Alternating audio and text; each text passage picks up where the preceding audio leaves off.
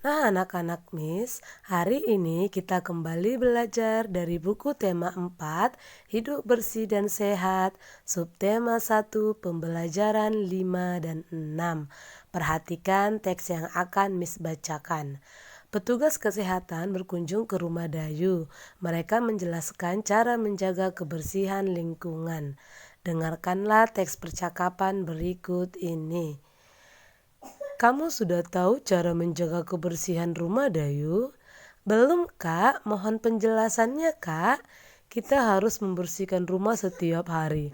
Contohnya dengan mengepel lantai, menguras bak mandi, menutup ember yang berisi air, dan membersihkan langit-langit rumah. Sebaiknya rumah juga harus dilengkapi dengan ventilasi agar udara bebas keluar masuk. Rumah juga harus dilengkapi jendela agar sinar matahari masuk ke dalam rumah. Cahaya yang masuk baik untuk kesehatan. Terima kasih Kak atas penjelasannya. Nah, anak-anak, dari percakapan tadi kita bisa tahu bahwa contoh membersihkan rumah itu bisa dengan mengepel lantai, menguras bak mandi, menutup ember yang berisi air, dan membersihkan langit-langit rumahmu. Kemudian, temukanlah kata-kata dalam tabel yang mempunyai makna sebagai berikut. Bagian bawah dari ruangan itu sama artinya dengan lantai. Nah, yang kedua tingkap. Kira-kira apa ya makna kata yang sama dengan tingkap? Jawabannya adalah jendela. 3. Tempat udara dapat keluar masuk adalah ventilasi. Itulah makna katanya. Ya anak-anak, selanjutnya Miss akan bacakan kembali sebuah teks. Mari kita menjaga kebersihan rumah. Banyak cara menjaga kebersihan rumah. Lantai, langit-langit, dan dinding rumah dibersihkan setiap hari. Kamar tidur harus dibersihkan dan dirapikan. Pakaian kotor harus diletakkan di tempatnya dan segera dicuci. Kamar mandi juga harus dikuras secara teratur. Jangan biarkan air tergenang karena akan menjadi sarang nyamuk. Ember tempat air jangan dibiarkan terbuka. Rumah yang baik juga harus dilengkapi dengan ventilasi dan jendela. Ventilasi berguna sebagai tempat keluar masuk udara. Jendela berguna sebagai tempat masuknya sinar ultraviolet ke dalam rumah. Cahaya yang masuk baik untuk kesehatan. Demikianlah isi teksnya. Kemudian coba kita amati gambar di bawah ini dengan teliti. Apa yang dilakukan Dayu dan keluarga? Dayu dan keluarga membersihkan rumah bersama. Apakah kamu mengerti masing-masing isi gambar tersebut? Perhatikan gambarnya, kemudian tuliskanlah pengamatanmu berdasarkan gambar tadi dalam bentuk laporan atau cerita sederhana. Kamu dapat menuliskan contoh laporanmu seperti ini. Cara menjaga kebersihan rumah. Dayu dan keluarga membersihkan rumah bersama. Mereka membersihkan rumah dengan cara membersihkan jendela, menguras bak mandi, membersihkan langit-langit rumah, dan mengepel lantai. Rumah harus dibersihkan setiap hari. Rumah yang bersih dapat membuat semua anggota keluarga menjadi sehat dan nyaman. Ini adalah contoh laporan yang bisa kamu tuliskan berdasarkan gambar yang tadi. Mengerti anak-anak Miss? Selanjutnya, ayo mengamati. Dayu dan keluarga sudah tahu cara menjaga kebersihan rumah. Mereka selalu membersihkan rumah bersama. Kebersamaan dalam keluarga harus selalu dijaga. Coba kamu perhatikan gambar kebersamaan Dayu dengan keluarganya. Apa saja yang dilakukan Dayu dan keluarga? Dayu dan keluarga menonton televisi bersama, kemudian belajar bersama, makan bersama, dan menari bersama. Selanjutnya, kegiatan yang menggambarkan kebersamaan di dalam rumah bisa makan bersama, membersihkan rumah bersama, berolahraga bersama, dan menonton televisi bersama. Ini contoh kebersamaan yang bisa kamu lakukan di rumah.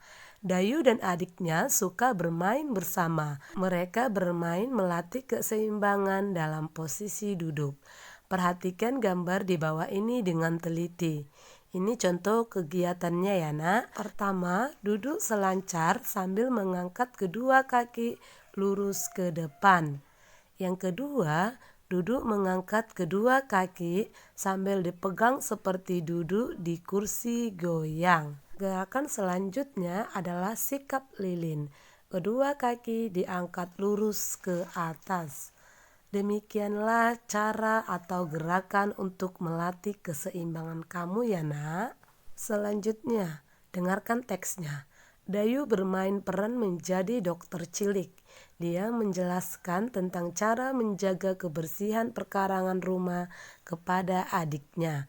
Misalnya menjaga kebersihan halaman depan dan belakang rumah. Ini ada sebuah teks, Miss akan bacakan, kamu dengarkan. Perkarangan rumah bersih sehingga keluarga sehat. Perkarangan rumah taman bagi keluarga. Perkarangan rumah tempat bermain bersama kakak dan adik. Perkarangan rumah juga dapat menanam bunga dan tanaman obat keluarga. Tanaman obat dan tanaman obat keluarga akan indah apabila dirawat. Kebersihan perkarangan rumah wajib untuk dijaga. Banyak cara yang dapat dilakukan untuk menjaga kebersihan perkarangan rumah. Halaman rumah harus sering disapu. Nah, selanjutnya anak-anak Miss, sampah-sampah yang berserakan harus dibuang ke tempatnya. Selokan harus dibersihkan agar air mengalir dengan lancar. Rumput yang mengganggu tanaman juga harus dibersihkan. Dengan demikian, perkarangan rumah akan bersih, asri, dan indah. Keluarga pun akan sehat. Sampai sini mengerti anak? Kemudian coba amati gambar berikut dengan teliti. Ada gambar 1, 2, dan 3. Tuliskan kembali hasil pengamatanmu berdasarkan gambar tadi dalam bentuk laporan. Kamu bisa menuliskan contohnya seperti ini. Cara menjaga kebersihan perkarangan rumah. Kita harus selalu menjaga kebersihan perkarangan rumah. Cara menjaga kebersihan perkarangan rumah adalah dengan menyapu dan membuang sampah yang berserakan ke tong sampah, membersihkan rumput yang mengganggu tanaman, dan membersihkan selokan agar air mengalir dengan lancar. Perkarangan rumah yang bersih akan tampak indah dan asri serta membuat keluarga sehat. Lihat gambarnya. Seperti inilah cara membuat laporan berdasarkan sebuah gambar. Sampai sini bisa dimengerti ya nak? Selanjutnya, Dayu dan keluarga menjaga kebersihan perkarangan rumah bersama. Mereka telah menunjukkan persatuan dalam keluarga. Persatuan dalam keluarga banyak manfaatnya. Sebaliknya, hidup tidak bersatu ada akibatnya. Coba kamu ingat, apa kira-kira manfaat dan akibat jika tidak ada persatuan? Baiklah anak-anak, mari kita mulai dari manfaatnya. Manfaat ada persatuan dalam keluarga ialah pekerjaan cepat selesai. Sedangkan akibat jika tidak ada persatuan, pekerjaan menjadi lama selesai. Kemudian manfaatnya keluarga menjadi rukun dan harmonis, sedangkan akibatnya keluarga menjadi tidak harmonis. Selanjutnya, pekerjaan terasa lebih ringan, sedangkan jika tidak ada persatuan, pekerjaan terasa lebih berat.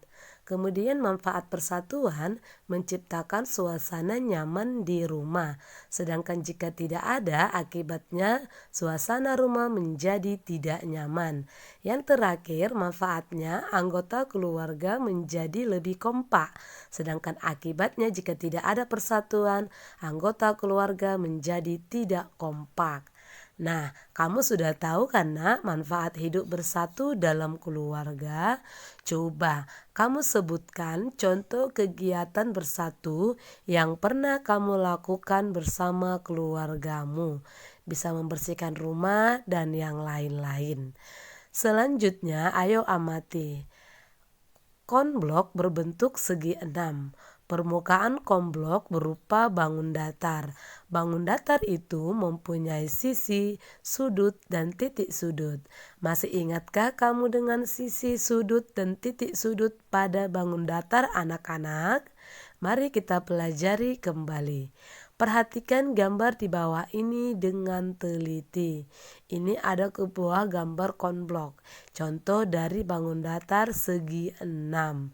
Kemudian hitung sisinya. Ada berapa sisinya nak? Maka banyak sisinya ada 6. Selanjutnya kita cari ada berapa banyak sudutnya. Ada berapa nak? Ada 6. Itulah sudut. Titik sudutnya 1, 2, 3, 4, 5, 6. Maka banyak titik sudut segi 6 ada 6. Kemudian coba kita hitung banyak sisi, sudut, dan titik sudut pada bangun datar berikut ini. Nomor 1. Banyak sisi pada bangun datar nomor 1 adalah, maka jawabannya ada 5. Banyak sudut pada bangun datar ini, hitung nak. Jawabannya juga ada 5. Banyak titik sudut pada bangun datar nomor 1 adalah 5. Nah, seperti itulah cara menghitung banyak sisi, sudut, dan titik sudut. Gambar selanjutnya perhatikan. Banyak sisinya adalah, hitung sama-sama nak. Maka jawabannya ada 12. Selanjutnya banyak sudutnya. Ada berapa ya sudutnya anak-anak? Mari kita hitung. 1, 2, 3, 4, 5, 6, 7, 8. Itu sudut yang ada di dalam. Sudut yang ada di luar bangun datar. 1, 2, 3, 4. Maka 8 ditambah 4 sama dengan 12. Banyak titik sudutnya, perhatikan. 1, 2, 3, 4, 5, 6, 7, 8, 9, 10, 11, 12. Maka banyak titik sudutnya juga ada 12. Selanjutnya coba kita kerjakan soal berikut ini. Kita amati benda-benda yang berupa bangun datar yang ada di sekitar kalian. Contoh bendanya yang pertama adalah penggaris segitiga. Banyak sisinya ada 3. Banyak sudutnya juga ada 3. Banyak titik sudut penggaris segitiga adalah 3. Bentuk bangun datar segitiga adalah segitiga. Bisa ya nak? Seperti ini cara menjawabnya. Benda yang berikutnya contohnya kelender. Banyak sisi kelender ada 4. Banyak sudutnya juga ada 4. Banyak titik sudutnya ada 4. Bentuk bangun datar kelender adalah persegi panjang. Sampai sini sudah paham kan anak-anak Miss? Sekarang coba kamu cari contoh benda lain yang ada di sekitarmu. Kamu hitung sendiri banyak sisi, banyak sudut, dan banyak titik sudutnya. Kamu bisa sebutkan bentuk bangun datar tersebut. Nah, ini adalah tugas kamu hari ini. Kerjakan ya nak dengan sebaik-baiknya. Selamat belajar ya anak-anak Miss. Tetap semangat.